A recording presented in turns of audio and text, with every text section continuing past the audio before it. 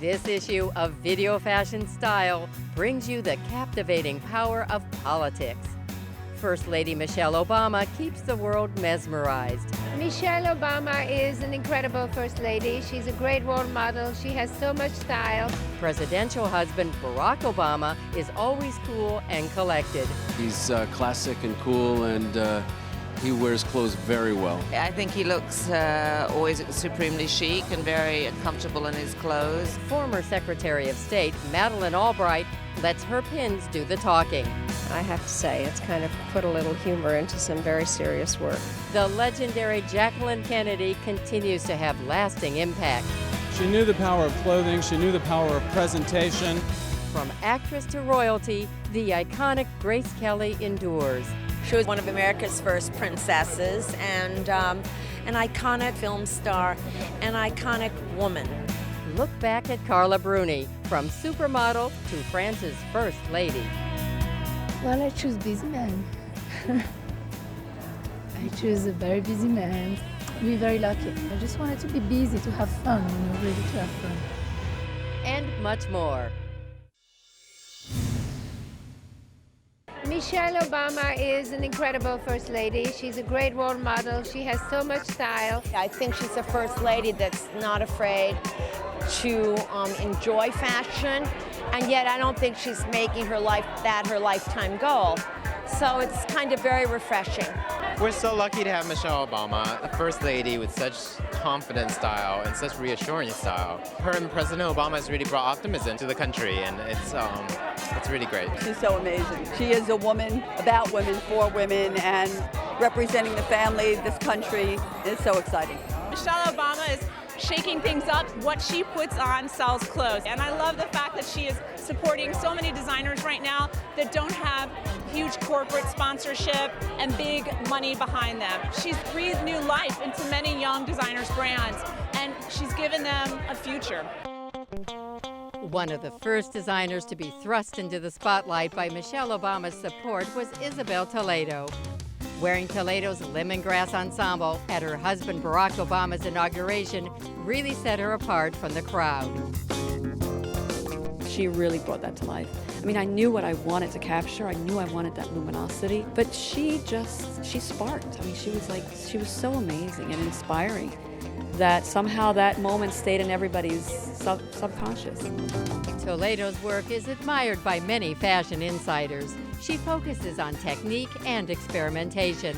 In 2007, a job as creative director for Anne Klein, though short-lived, helped make her work more accessible. Inauguration Day was also special for Jason Wu. Michelle Obama chose Jason's white gown to wear to Washington, D.C.'s many celebratory balls. Turning on TV and seeing First Lady in my dress was pretty much a life-changing experience. Designing his own line since 2006, the Taiwan-born designer's work has feminine and modern qualities. And as Mrs. Obama continues to wear his designs, the world keeps watching. From Taiwan, went to Canada, traveled around Paris, studied in Tokyo, came back and went to, college here at Parsons, and he's only been in business like 3.5, just under 4 years. He's 26, and zap, overnight, he's a household name. Michelle Obama sported French-born, New York-based designer Sophie Taillet's elegant striped shirt dress to the unveiling of the bust of poet Sojourner Truth. I was really proud and honored. And because she wears that dress for something like very special in my art too, because it was for the Sojourner Truth, I was really touched. After working as Azzedine Elias' design assistant for 10 years, Sophie launched her own line in 2005 in New York and continues creating unique and colorful collections at her Brooklyn studio. Another design name that is popular in Michelle Obama's closet is Cocoon. We asked if this new notoriety has created a ripple effect for his business. It's not a ripple effect, it's a tsunami effect, I think. But yeah, no, it's phenomenal. I'm really honored. Cocoon debuted his line in 2004, coming to design after spending 4 years as a writer and editor at Harper's Bazaar. and his work highlights his talent at crafting feminine yet contemporary looks. Wearing a red and black dress from Narciso Rodriguez on election night, Mrs. Obama sets tongues wagging. Narciso has become a staple, along with another New York favorite, Michael Kors. In addition to Michelle Obama's support of new and niche designers, she also favors the chic ensembles found in the J. Crew catalog, giving every woman the opportunity to match a First Lady's style. I think she's great because she just wears what she wants. She doesn't care what people think. She just picks, one day she'll wear J. Crew, the Gap, the next day she'll wear something from me, the next day she'll wear something from Isabel Toledo, which is very couture. She is the total independent.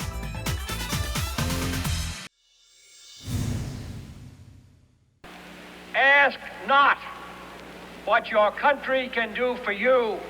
Ask what you can do for your country. As 35th President, John F. Kennedy gave this nation one of the most influential First Ladies that this country has ever had. From the moment she set foot on the campaign trail, Jacqueline Bouvier Kennedy captivated not only America, but the world with her alluring beauty and understated style. The Metropolitan Museum of Art paid homage to Jackie with an exhibition celebrating the enduring impact of her White House years. It's exciting that we're celebrating the 40th anniversary of Jacqueline Kennedy's emergence as First Lady. For me and for those who knew my mother, she will always be a part of us and of our lives. And she will always grace the history she helped to make. She's such an icon, and she had such a global influence in fashion in the world. I mean, so many women copy her, and still going on. Visually, I think that probably there's no First Lady who has so strongly influenced a period of the White House as Mrs. Kennedy did. She was a very modern woman, a very young woman, wearing wonderful, simple clothes. What's fascinating about the clothes is that they really tell the story, and one sees how very keenly Mrs. Kennedy at this period thought about the power of fashion and style and the messages that one could convey through clothing. The coat behind me, for instance, Jackie called her good luck coat because she wore it the day that Jack announced his candidacy for president. Here we have a prototypical pillbox hat. She actually hated hats. She compromised and worked with sales lady Marita O'Connor at Bergdorf Goodman, where the custom hat designer was Halston. On her travels, she liked broad brim hats. She would step off a plane and you'd be able to see America's First Lady.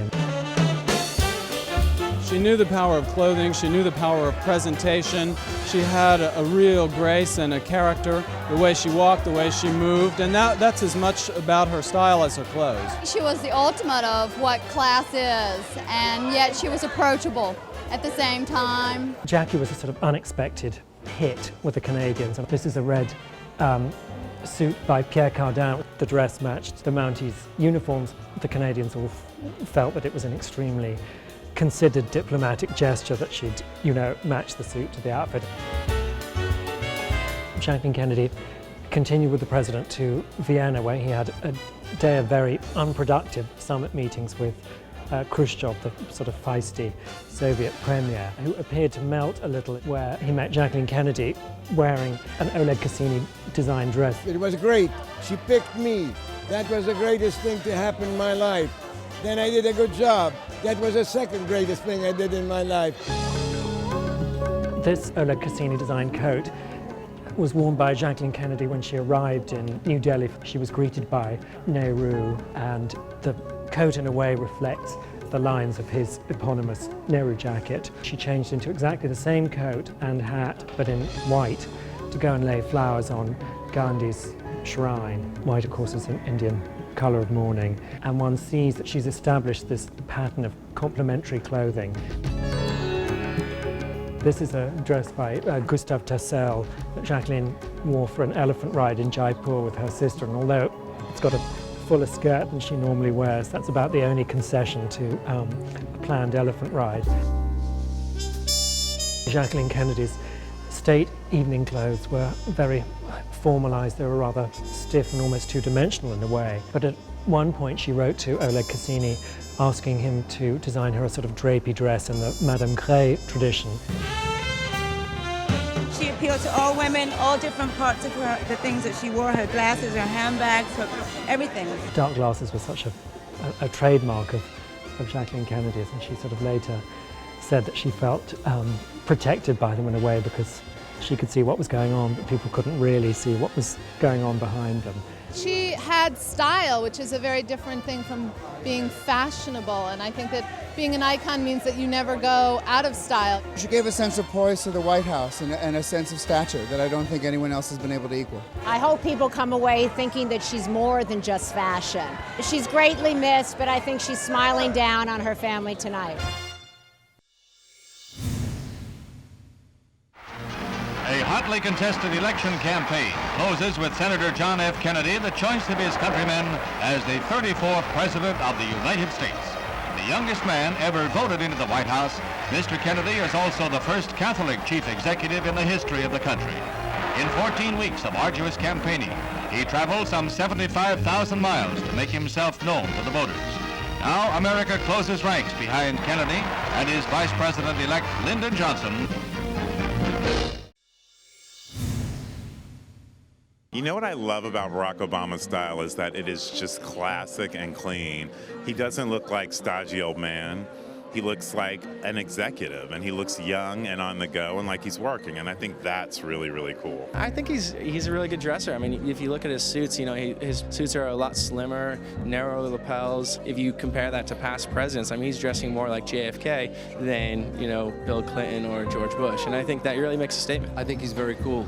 I think he's classic and cool, and he wears clothes very well. I like his mind better than anything else. I think they have a great happiness in their lives together, and I think that's the main thing that we see. Well, I think he looks always supremely chic and very comfortable in his clothes, and I think they're just an exceptional couple in so many ways, way beyond fashion, obviously. I love the fact that, when he wears a suit, he's wearing the suit's not wearing him, because it fits properly. He has his own style. It's very simple, but it's very precise, and it's presidential, but it's also it's a little bit casual. It's a little bit more modern. I think he dresses well, and it's sort of a frame for his amazing personality, and he's just so charming. I think he does a good job. He is just my favorite man to watch, look at. He can do no wrong.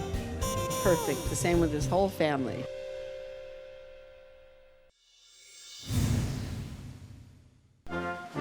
The Museum of Arts and Design in New York held the first ever exhibition celebrating former Secretary of State Meline Albright's personal brooch collection entitled Read My Pins, coinciding with the launch of her book.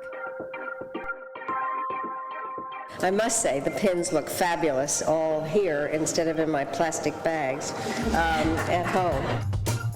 Albright's discovery of the soft power of pins had a notorious beginning.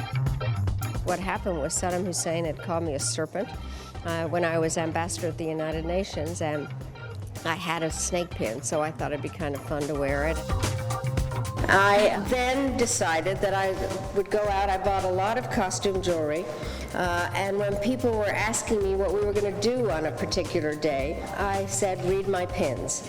And it was after the first President Bush had said, read my lips. A great day was when I wore a sun, or flowers, or balloons.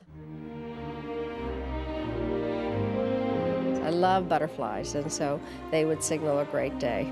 Bad day was when I wore spiders, or bees, or some kind of bug. We think there's a wonderful many levels of stories embedded in these pins that she wore in so many different diplomatic situations. Then there are specific brooches that contain, for example, a piece of the Berlin Wall or the breaking of the glass ceiling that are, quite obvious symbols of various moments in time. The power of it is that it sends messages and is an icebreaker in many ways, because people want to know why I'm wearing a certain pin, and it opens up the conversation. I have to say. It's kind of put a little humor into some very serious work. There are pins that I think have a different kind of significance, and the one that I close the book with is what I call my Katrina pin. One that is really significant to me is one that my youngest daughter, Katie, gave to me. And when people say, "Where'd you get it?" I say, "My daughter made it for me." And they say, "Well, how old is she?" And as she has gotten up into age, I say 35 or 40. And she says, "Mom, you got to tell him I made it when I was 5. I was giving a speech somewhere, actually in Las Vegas, and the organizer of the speech said, "So what pin are you wearing tonight?" And I said, "I'm actually not. I'm going to wear a necklace." And she said, "That's impossible. It's part of the package. You have to wear a pin." So I went down. I had to buy a pin. So I'm expected to wear one, and then it's expected to have a story.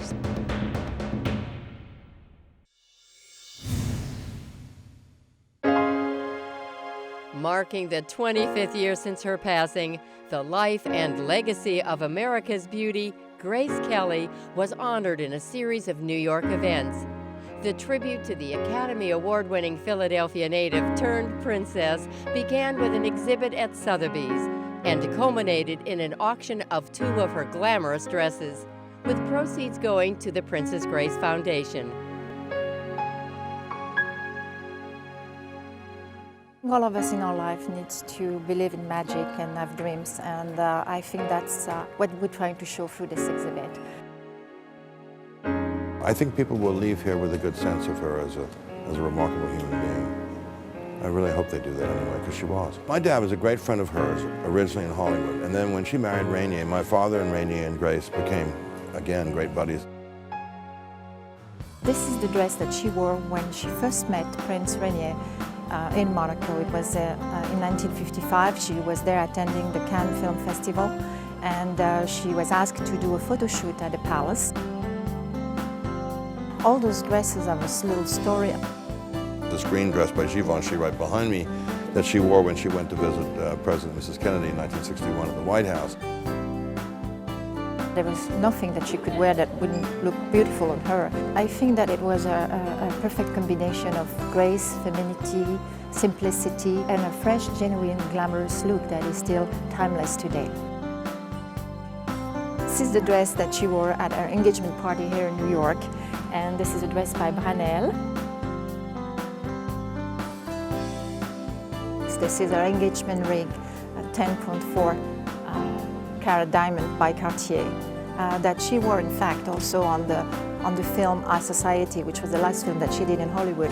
And that's the 2-piece suit that she wore at the civil ceremony on the day of her wedding, before the religious ceremony. I was a bridesmaid in Grace and Rainier's wedding. Oh, the wedding was absolutely fabulous. We did get to know Prince Rainier in a more informal basis. It was a wonderful marriage. This is a wonderful celebration of her life and legacy. You look at the photographs of her, this is truly a most beautiful woman who handled herself so gracefully. What a good name for her, that her name was Grace. Her legacy will go on long after our memories fade.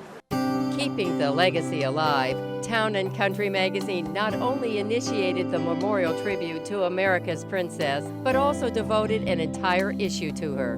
Grace Kelly represents a kind of elegance that has almost evaporated.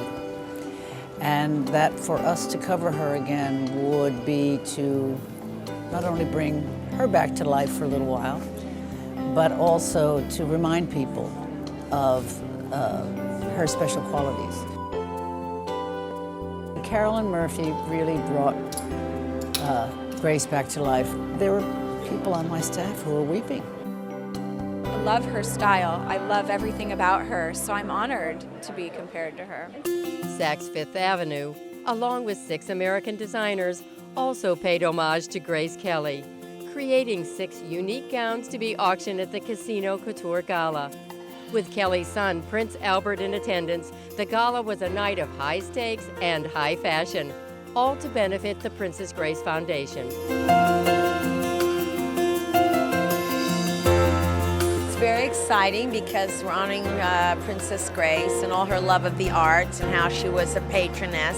She was also one of America's first princesses, and an iconic film star, an iconic woman. She fell in love with a prince and became a princess, and the stories don't get better than that. I mean, it really is a fairy tale.